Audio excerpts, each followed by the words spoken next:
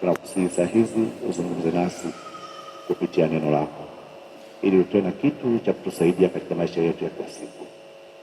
Katika jina lako Yesu Kristo, Bwana na Mwokozi wetu, tunaomba na kushukuru. Amen.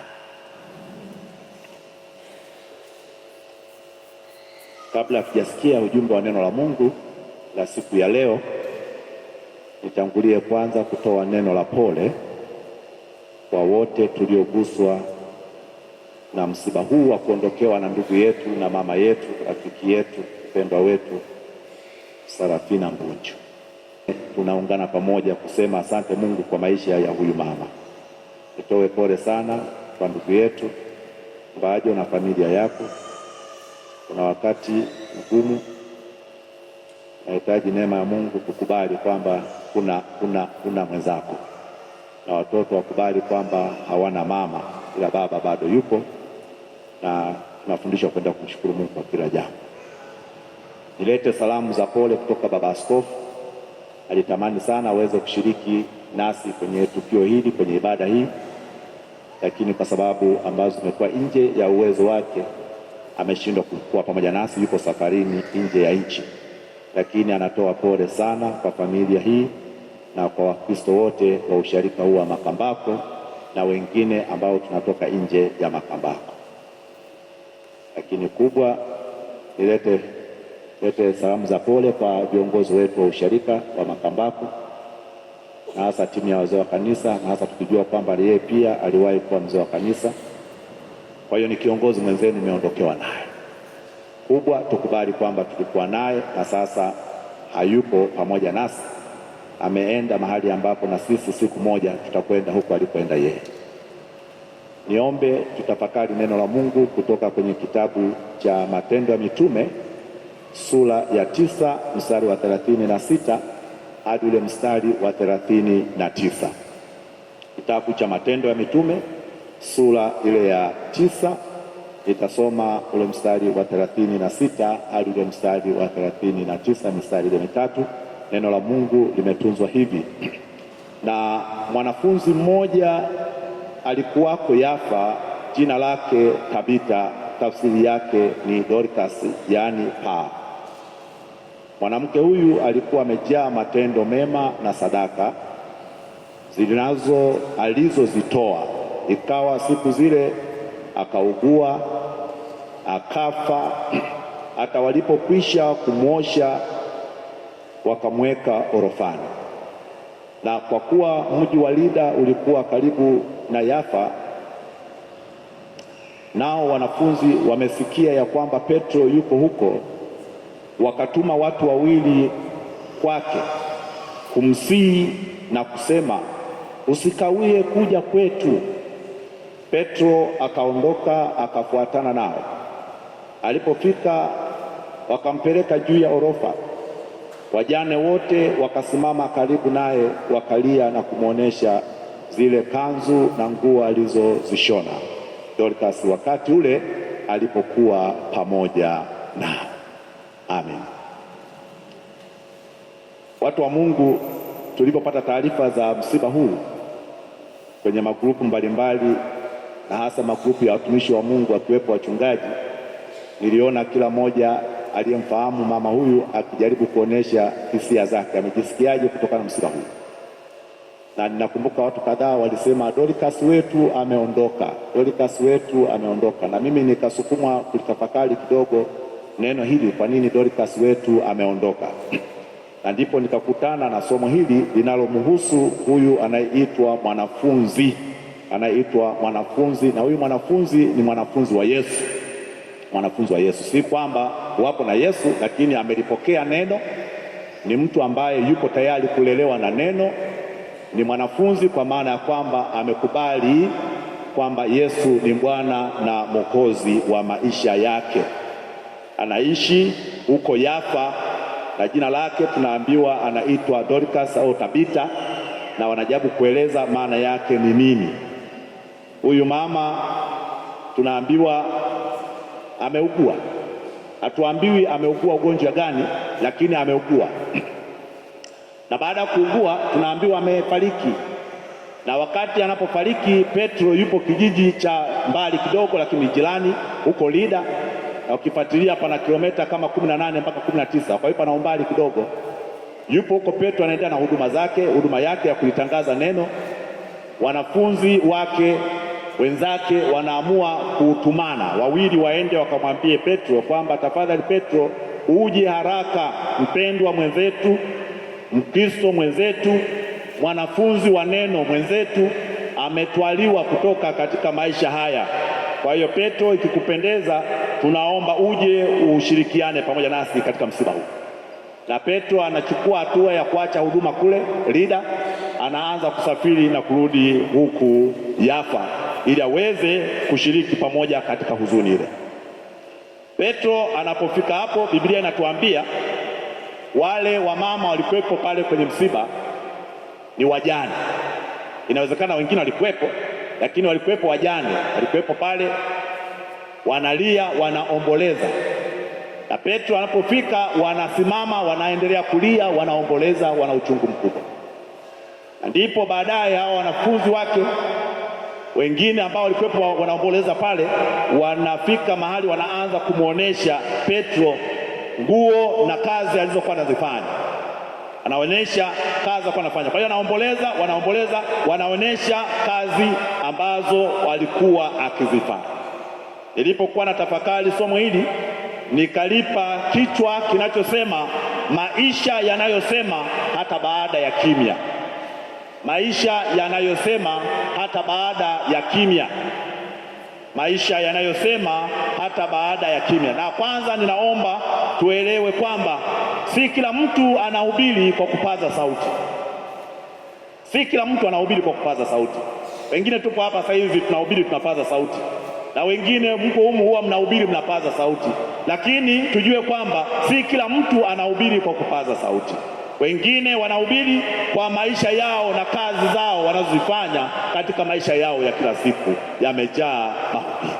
Katika somo hili tunakutana na habari za huyu mama ambaye hatuambiwi kama alikuwa mhubiri wa neno la Mungu kama wengine tunavyohubiri, ama mfundishaji wa neno la Mungu kama wengine tunavyofundisha, ama mwimbaji maarufu wa nyimbo za Injili kama wengine tunavyoimba, bali tunaambiwa aina ya maisha aliyokuwa akiyaishi. Tunaambiwa huyu mama alijaa nini? Alijaa matendo mema, halafu alijaa na sadaka. Alijaa matendo mema, halafu alijaa na sadaka. Tena anasema alijaa. Neno lile halijaja kwa bahati mbaya. Maana yake yeye ilikuwa ni tabia yake. Hayo yalikuwa ni maisha yake. Huo ulikuwa ndio utambulisho wake.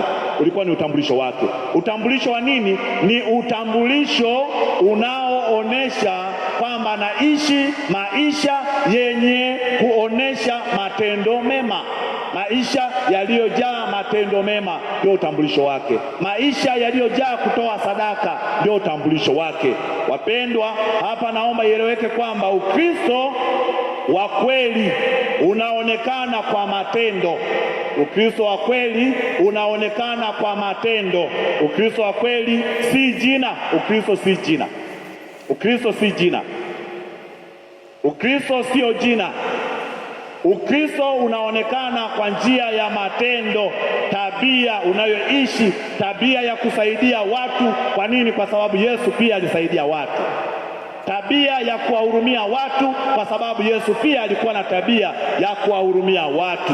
Huo ndio Ukristo, na mara nyingi tunatamani kujionyesha kwamba sisi tumekuwa Kristo. Utasikia mtu anasema mimi nampenda Yesu, mimi nimeokoka, mimi ni mtu wa njia hii. Tuna mambo mengi tunajaribu kueleza sisi ni akina nani, kuthibitisha kwamba sisi wa Kristo. Lakini kwa njia ya neno hili tunajifunza kwamba Ukristo hauhitaji kusemewa. Hauhitaji kusemewa. Ukristo unajisemea wenyewe. Ukristo hauhitaji kusemewa, bali unaonekana vile ambavyo mtu naishi, na watu wakishakuona wanasema huyu ni Mkristo. Watu wakishakuona wanasema huyu ni mtu wa Mungu. Ndio maana nasisitiza kwamba Ukristo hauhitaji kusemewa. Ukristo unajisema wenyewe, wala uhitaji kuhangaika kujitambulisha kwamba wewe ni Mkristo. Ukristo unajisema wenyewe, unajitambulisha wenyewe. Kwa nini? Kwa namna ambavyo unaishi na namna ambavyo unashirikiana na wenzako, kwa namna ambavyo una matendo ambayo Kristo alikuwa akiyatenda. Ndivyo anavyosema Ukristo unajisemea wenyewe. Ni tabia ya msingi ambayo tunaiona kwa huyu Mama Dorcas. Jambo la pili tunalojifunza katika somo hili, tunajifunza kwamba mambo madogo unayoyafanya kwa watu, kwao sio madogo. Inaweza kuwa ni salamu tu, kuwasalimia watu. Ukamkuta mtu njiani anapita, ukamsalimia. Ni mtu wa salamu, ni mtu wa watu, ni mtu wa kuwasaidia. Hata kwa mambo madogo madogo unawasaidia watu. Umekuwa mtu wa maneno ya faraja. Ukiyasema maneno, kuna watu wanafarijika na maneno unayoyasema. Lakini nataka nikwambie, hilo jambo dogo unalolifanya, hicho kitu kidogo unachokifanya, kinaweza kuwa ni tumaini kubwa kwa mwingine, kinaweza kuwa ni faraja kwa mwingine, na wakati mwingine mtu mwingine anaamini haya ni majibu ya Mungu niliyekuwa nikimuomba, na Mungu amenijibu kupitia mtu. Kwa mambo madogo madogo tunayoyafanya, unaweza kuwa unafanya jambo dogo tu, kana jambo dogo, lakini kuna mtu ambaye kwa kile kidogo unachomgusa maisha yake anaamini kabisa huyu ni Mungu aliyefanya, huyu ni Mungu aliyejibu maombi yangu kupitia huyu ndugu, kupitia huyu mtu wa Mungu. Dorcas aliwahudumia wajane. Dorcas alihudumia wajane, watu wale ambao walionekana kukosa msaada, watu ambao walionekana hawana sauti, watu ambao mara nyingi huenda walisahaulika, watu ambao mara nyingi inawezekana walisahaulika. Lakini kumbuka, siku ya msiba ulipotokea, wale watu walioonekana kwamba hawana kitu cha maana kikubwa, ni wajane, ndio waliokuwa pembeni wanaomboleza na kuonesha kazi za Dorcas alizozifanya. Watu ambao waliguswa na maisha wanaonesha pale, wanaguswa na kueleza. Wapendwa watu wa Mungu, uzoefu wa maisha unaonyesha kuwa watu walioumizwa wanakumbuka sana yule aliyewafariji wakati wa maumivu. Watu walioumizwa wana kawaida ya kukumbuka sana watu waliowafariji wakati wa maumivu, huwa hawawezi kusahau. Watu maskini waliosaidiwa na wapendwa na watu ambao wana moyo wa kusaidia, huwa wanakuwa si wepesi wa kusahau waliowasaidia. Ndivyo ilivyo, wana kumbukumbu ndefu ya kuona ni nani aliyenishika wakati wa mazingira magumu, ni nani aliyenishika wakati ninaumia, ninapita mazingira magumu. Watu waliosaidiwa wanakuwa na tabia ya kukumbuka na kumbukumbu ndefu. Katika somo tulilolisoma tumeona jinsi wajane wanavyolia alipofika Petro. Wanalia kwa uchungu na kuonesha matendo yale makubwa ambayo wameyafanya. Ni ishara tosha kwamba hawa mama wajane wanaonesha kwamba wamekutana na pengo.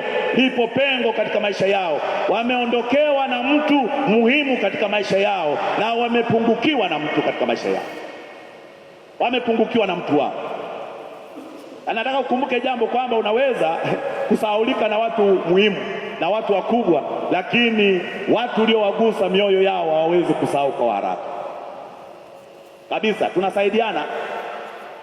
Tunasaidiana katika maisha, lakini nataka nikwambie hao tunaosaidiana ni rahisi kusahau.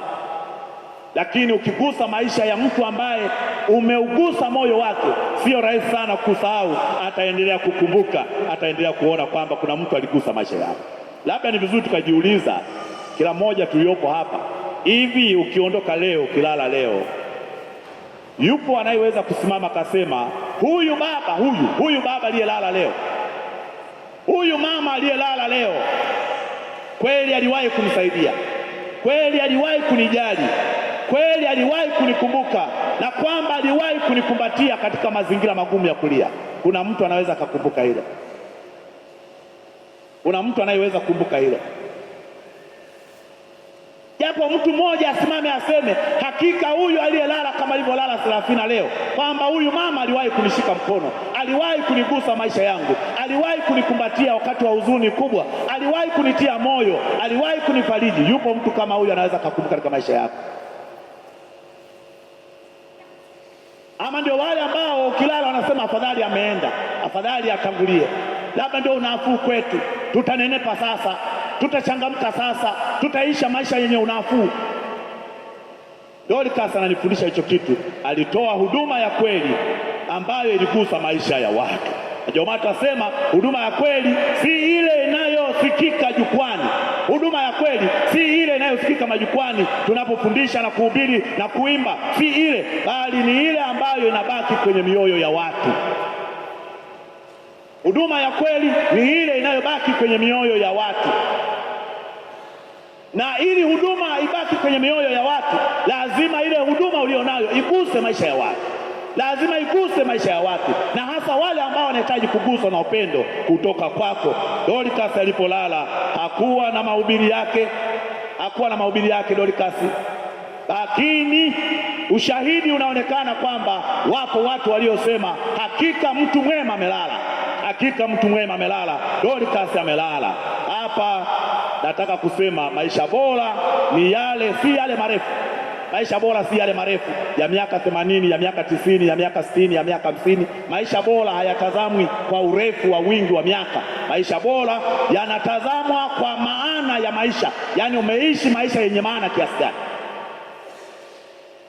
umeishi maisha yenye maana kiasi gani. Na maisha yenye maana ni yale ambayo yanagusa wengine, ni yale maisha yanayogusa wengine. Maisha yale yenye maana ni yale ambayo hata Mungu anakitazama, anasema kuna mtu anaishi kusudi la kumweka chini ya jua. Hayo ndio maisha yenye maana. Unaweza kaishi miaka 80, 90, lakini hakuna maana ya maisha inayoonekana katika kuishi kwako. Maisha yenye maana ni yale ambayo Mungu akitazama anasema huyu ameishi kusudi langu Mungu kumuumba na kumweka chini ya jua. Huyu ameishi maisha yanayogusa maisha ya wengine. Hayo ndio maisha yenye maana. Unaweza kuishi miaka mingi bila mguso kwa wengine, na unaweza kuishi miaka michache yenye maana kwa wengine. Natamani uishi maisha yenye mguso na maana kwa wengine. Naamini wengi wetu tumeguswa na maisha ya Serafina Mbunju, huyu mama yetu tunayemzika leo. Nimeshakusha kusema kila mmoja anaweza kueleza kwa namna yake, kila mmoja hapa, kwa wanaomfahamu, labda kama umfahamu, kwa wanaomfahamu wanaweza kueleza kwa namna yake sana. Na sisi kanisani tumeguswa naye kwa namna mbalimbali. Tumeguswa sana na huyu mama. Tuliguswa na huduma yake kipekee, huduma yake ya kututengenezea, ya kushona mavazi ya ibada. Tuliguswa na huduma yake. Ofisi yake ilitugusa sana, na leo nipo hapa, nina hakika kama hata wazee wetu, viongozi wetu, maaskofu wangekuwepo, baadhi yao wakiongozwa pengine baba askofu wetu, naamini wangetamani angalau mmoja wawili wafike wamsindikize ndugu yetu Serafina. Huduma yake ya kutengeneza mavazi ya kiibada sio tu kwa uongozi wa dayosisi yetu ya Kusini, lakini pia hata nje ya dayosisi hii watu wengi wamehudumiwa sana na huyu mama. Maaskofu baba zangu wengi wamevaa mavazi ya kiibada, wasaidizi wa maaskofu wamevaa mavazi ya kiibada, wakuu wangu wa majimbo wapo hapa. Hata mavazi kuyaona hapa ni kazi ya huyu Serafina, ameshona na ofisi yake. Wengi wetu tumenufaika na huduma yake, tunatambua na kuthamini sana. Na kipekee sisi wengine, kwa sababu ni ushuhuda mzuri, naweza kusema haina madhara, ametufikirisha sana huyu mama. Wiki mbili nadhani, kwangu mimi ilikuwa ni tarehe 6 mwezi wa 4. Kwa hiyo ni kama wiki mbili tu zilizopita nilikuwa na ibada maeneo haya Makambako. Mume wake ndugu yangu hapo akanitafuta, akaniambia, msaidizi wa askofu, nina jambo, naomba tukutane. Nikamwambia sawa, tutakutana. Tulipokutana akaniambia, anasema mama, unajua yupo matibabu Dar es Salaam na alirudi kwa siku chache hapa, na aliporudi pamoja na mambo mengine alisema nikutafute nikukabidhi mzigo huu. Kwa hiyo akaleta mfuko maalum viwili na ameonyesha pale kwa msaidizi wa askofu na kwa baba askofu. Na tulipofika nyumbani, kila mmoja akafungua mle ndani kilichopo, tukaona ameweka majoho ya ibada, na anasema kwa neno lake, anasema ameona anasukumwa moyoni mwake atoe majoho haya ya ibada, na hatujaanza kuyatumia majoho labda sasa, kwa sababu ndio hilo baba askofu angekuwepo, nina uhakika leo angevaa joho ambalo Serafina alimwandalia. Na mimi nimekuwa nikijiuliza kwa nini aliandaa joho jeusi. Naamini ndani yake kulikuwa na mguso wa aina yake, ama alikuwa anaandaa ibada yake leo kamwandalia joho baba askofu, tena joho pana kubwa zuri. Naamini kama angekuwepo baba askofu leo angelivaa ile joho. Kwangu mimi alinipatia rangi nyingine ambayo sio ya ibada ya kimazishi, ingekuwa ni jeusi pengine ningelivaa ile joho. Lakini unaanza kujiuliza, huyu mama anayesumbuliwa ametoka Dar es Salaam amerudi, alafu pamoja na mambo mengine aseme ninaandaa hiki kitu, maana yake nini? Kuna mambo mengi ambayo unaweza kujiuliza. Unaweza ukaona kwamba huenda huyu mtu alikuwa anaaga, kwamba tumetumika pamoja, nimeshona majoho, mavazi ya kiibada, lakini maisha yangu ninaona tunakaribia kuelekea nyumbani kwa baba. Anaacha alama ya kazi alizokuwa anazifanya, kama vile wale wajane waliosema kwa Dorcas kwamba Dorcas alifanya kazi hapa yenye baraka sana. Anaaga, lakini pia inawezekana alikuwa anajaribu kututia moyo kwamba mimi ninaondoka, viongozi wangu muendelee na kumtumikia Mungu pasipo kuchoka. Inawezekana kwamba nawatia moyo muendelee, naomba. Lakini inawezekana pia alikuwa anashukuru, na washukuruni watumishi wa Mungu, tumefanya kazi pamoja kwa namna hii ambayo tuliifanya. Viongozi wengi walitoka huko na huko, nikaja nikawahudumia kwa kuandalia mavazi ya ibada, na sasa ninawaaga na sisi tukapokea kwa moyo wa shukrani. Nini kimebaki? Kazi yetu kubwa ni kusema tulikuwa na Serafina, sasa hatuna Serafina. Ameenda wapi? Ameenda huko ambako na wengine tutakwenda. Amekwenda huko ambako na wengine tutakwenda. Ni rafiki yetu tuliyompenda, lakini Mungu amempenda pia kwa njia hii kubwa. Tuendeleze mazuri. Alikuwa ni binadamu kama vile Dorcas alikuwa ni binadamu, naye hata Serafina naye alikuwa ni binadamu. Hakuna mtu aliye mkamilifu, hakuna mtu ambaye yuko 100%. Tuna mapungufu wote tu, hata hapa wote tuna mapungufu. Hakuna mtu ambaye asiye na mapungufu, ni Mungu tu. Sisi wote tuna mapungufu yetu. Lakini unapofika point ya kuangalia mambo yenye baraka ambayo mtu ameyafanya, tuyathamini na kuyatunza. Unapofika point ya kuona mambo mazuri ambayo mwenzako ameyafanya, basi yathamini na kuyaenzi, kwa sababu aliyoyafanya ni mema machoni pa Mungu. Mema machoni pa Mungu. Niombe, rafiki yetu amelala, lakini tushirikiane kuimba wimbo nambari 207. Maneno yanayosema, lala rafiki, lala mpenzi, laza kichwa chako kwa Mwokozi, lala vyema, lala usingizi. Wimbo nambari 207. Wale wanaoweza kuwa wameona, basi tushirikiane kuimba maneno tunayosema, ishara kuheshimu kazi yake na huduma yake huyu mama aliyoifanya. Na sisi viongozi wa dini tutaendelea kujua, tukiona tunasema kazi ya Dorcas wa Makambako, na tunaamini akina Dorcas wengine wataendelea kuibuka ili huduma hiyo iweze kuendelea. Lala rafiki, lala mpenzi, laza kichwa chako kwa Mwokozi, lala vyema, lala usingizi,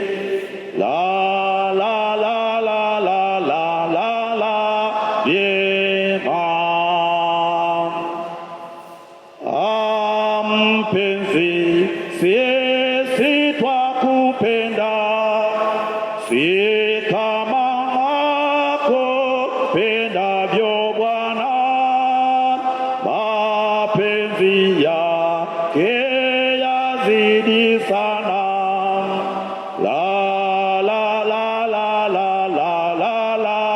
jema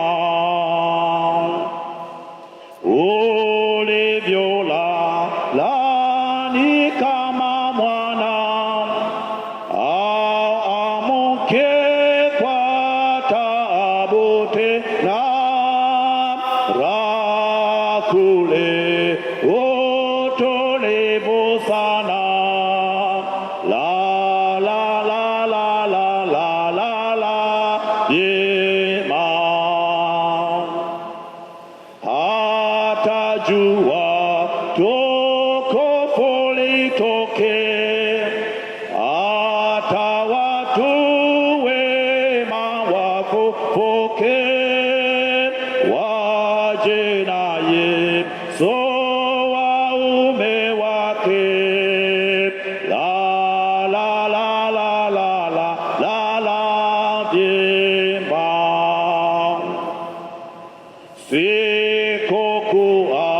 sikukuagana si kwa heri punde atakuja tumukiri uwe mmoja kwake waheri la la la la la la la la jema wakatu